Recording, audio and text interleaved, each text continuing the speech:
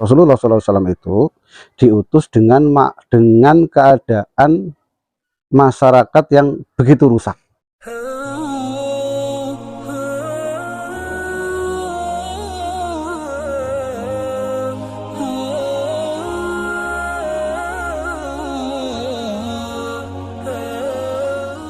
Bismillahirrahmanirrahim.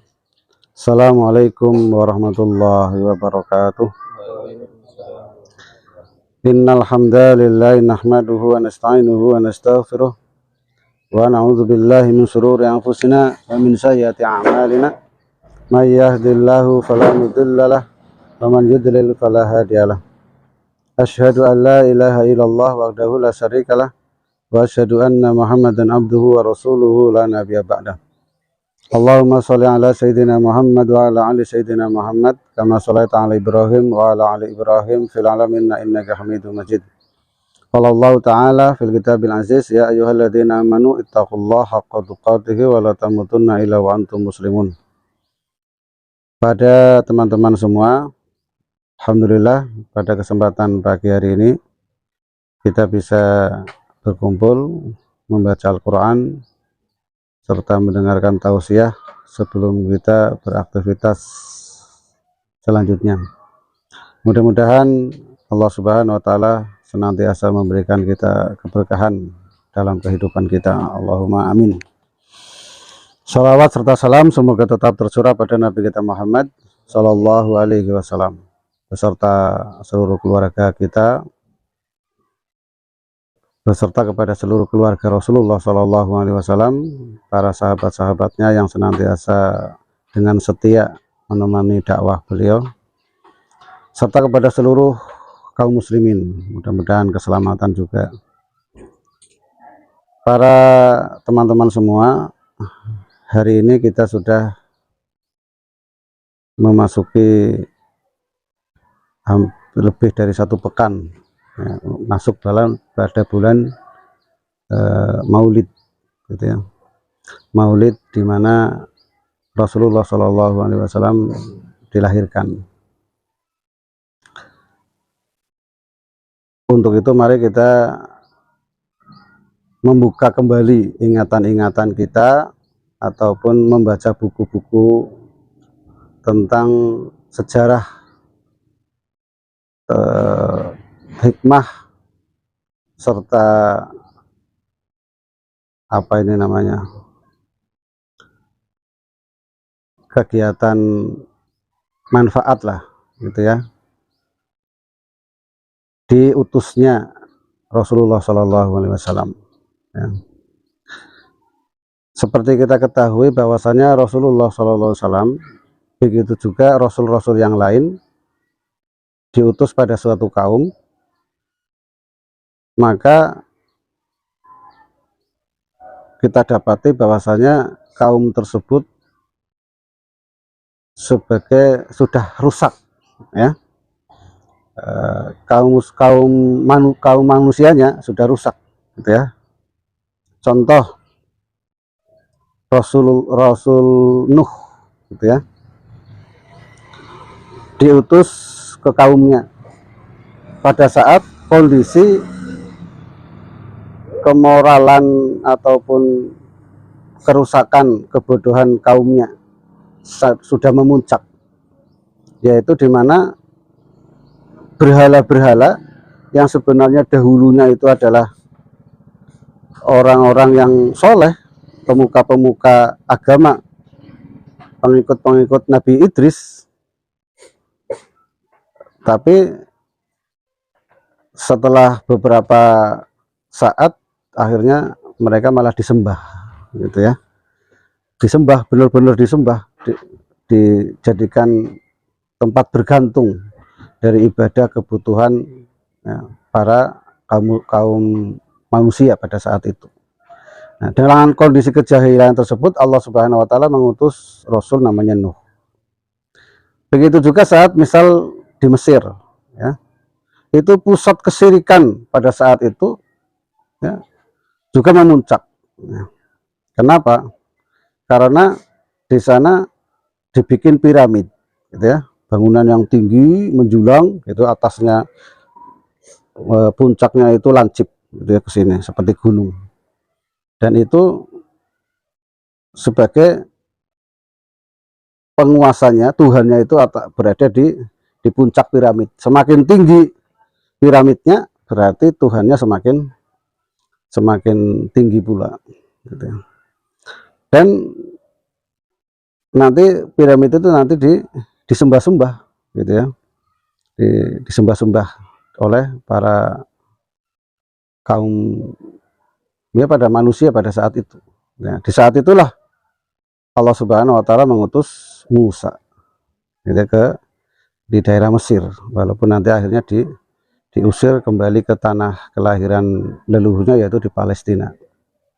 Nah, di zamannya Nabi Muhammad ya, lingkungan orang-orang Quraisy di Mekah itu juga puncak kesyirikan di situ.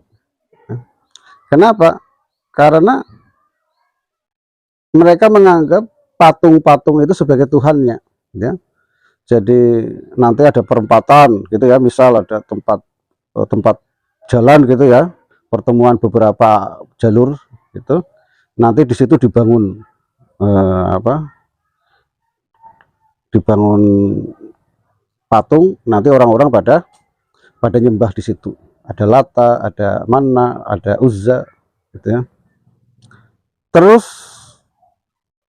sebagai tempat yang paling banyak dibikin itu ada di dalam Ka'bah ya. Banyak sekali berhala-berhala. Konon kabarnya lebih dari 360 ya, Ka'bah di berhala untuk yang berada di dalam Ka'bah, yang setiap pagi dan sore mereka menyembah berhala tersebut, minta kalau mau pergi minta izin, minta keberkahan, minta keselamatan kepada berhala tersebut. Tidak puas di situ, kurang dekat dengan, merasa kurang dekat dengan Tuhan ya, mereka bikin di rumah. Jadi masing-masing rumah ada berhalanya ya. Setiap pagi datang ke depan berhala minta sesuatu. Kalau pas pergi mereka merasa Tuhannya tidak ikut karena Tuhannya di rumah, atau Tuhannya di Ka'bah, atau Tuhannya di tempat pertemuan beberapa jalur tadi. Ketika mereka pergi, mereka merasa tidak punya Tuhan, maka mereka bikin inovasi, Tuhannya dibawa, bikin Tuhan yang lebih kecil, mereka bawa kemana-mana, dibawa gitu ya. Itu dari sisi keyakinan gitu ya. Dari sisi akhlak gitu ya, rusak gitu ya. Sampai-sampai mereka kalau punya anak laki-laki, mereka bangga, kebanggaan orang tuanya, termasuk ibunya. Wah, saya bisa berjasa, saya bisa melahirkan anak laki-laki, dan merasa malu serta gagal manakala melahirkan anak perempuan. Dan bahkan banyak di antara orang-orang musyrikin saat itu, karena saking malunya punya anak perempuan, mereka sampai dikubur hidup-hidup, itu anak perempuan dikubur hidup-hidup. Nah, selanjutnya dari sisi akhlak-akhlak yang lain gitu ya, wanita tidak dihargai sama sekali gitu ya. Karena wanita tidak dihargai, sehingga para wanita itu untuk mempertahankan hidupnya banyak yang menjual dirinya gitu ya. Konon itu banyak, kalau seorang wanita ingin punya anak, dia tinggal nancep bendera merah di depan rumah gitu ya. Depan rumah ada bendera merah. Nah, berarti orang-orang itu sudah tahu, wah ini berarti wanita ini ingin punya anak gitu ya. Maka datang laki-laki ke wanita tersebut, nominalnya maksimal 10 gitu ya. Nah, berhubungan di situ, nanti kalau punya anak ada beberapa cara. Wanitanya nanti ngelihat yang miripnya siapa, yang paling mirip gitu ya, gitu. Nah, berarti ini anakmu, dan laki-lakinya harus menerima seperti itu. Dan model-model yang lain gitu. Itu kan masyarakatnya wah luar biasa ininya, hukumnya hukum rimba. Siapa yang kuat, siapa yang cepat, itulah yang menang dan siapa yang cepat ya dia yang dapat. Walaupun ada juga perempuan-perempuan yang punya kedudukan tinggi lah, bangsawan gitu ya ada. Dan perempuan-perempuan ini juga, perempuan-perempuan bangsawan ini juga memegang peranan penting, bisa mempengaruhi suaminya atau laki-lakinya. Tetapi itu kebanyakan wanita tidak punya penghargaan di situ. Nah, saat itulah Allah Subhanahu wa taala mengutus Rasulullah sallallahu alaihi wasallam ya, dengan firman-Nya, innama bu'istu liutammima makarimal akhlak. Sesungguhnya saya diutus kepada kalian untuk apa? Untuk memperbaiki akhlak, gitu ya. Akhlak para ya yang sudah bejat dari sisi keyakinan, dari sisi apalagi nanti keyakinan kalau mau bepergian diundi, gitu ya. Dia punya burung, gitu ya. Punya burung pemeliharaan. Kalau mau pergi, dia ambil burungnya, dia terbangkan. Kalau terbangnya ke arah kanan, berarti ini perjalanannya aman. Kalau mau jualan, berarti jualnya untung. Tapi kalau burungnya terbangnya ke sebelah kiri, berarti ini nanti kalau mau jualannya rugi, keselamatannya juga tidak terjamin. Maka kalau pagi ini ya nanti tidak bisa, kalau ke kanan berarti dilanjutkan, kalau terbangnya ke kiri nanti tidak dilanjutkan. Atau mengundi dengan anak panah, gitu ya. Anak panah gitu, nanti dikasih anak panah 3 gitu ya. Terus nanti dikasih tulisan lah, lanjut tidak atau prosesnya seperti apa gitu. Tapi yang jelas ada undian dengan anak panah gitu. Disitulah Rasulullah SAW diutus untuk memperbaiki keadaan manusia pada saat itu. Dan kita bisa mengambil hikmah dari proses diutusnya Rasulullah SAW. Rasulullah SAW itu diutus dengan keadaan masyarakat yang begitu ya, puncak dari kesesatan, puncak dari kemaksiatan ya ada di Mekah pada saat itu.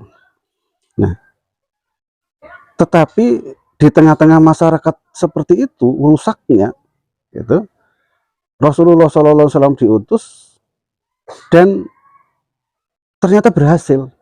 Ya. 1 tahun pertama itu lebih dari 40 orang yang ikut. Ya. Terus 3 tahun pertama itu lebih dari 100 orang yang ikut. Kayak gitu ya. Nah, maka ini menjadi hikmah bagi kita ini hidup di masyarakat di mana kita hidup. Tentu masyarakatnya di mana kita berada berbeda-beda. Ada yang sudah kegiatan agamisnya kentara ya, terlihat agamis. Ada juga masyarakat yang rusak lah akhlaknya. Tapi dimanapun kita berada, maka harus bercermin kepada Rasulullah SAW. Bahwasanya di tempat yang rusak pun, kalau Allah berkehendak, maka Allah Subhanahu Wa Taala bisa memberikan jalan kepada umat, memberikan hidayah kepada umat supaya bisa kembali kepada jalan kebenaran, yaitu jalan Allah Subhanahu Wa Taala.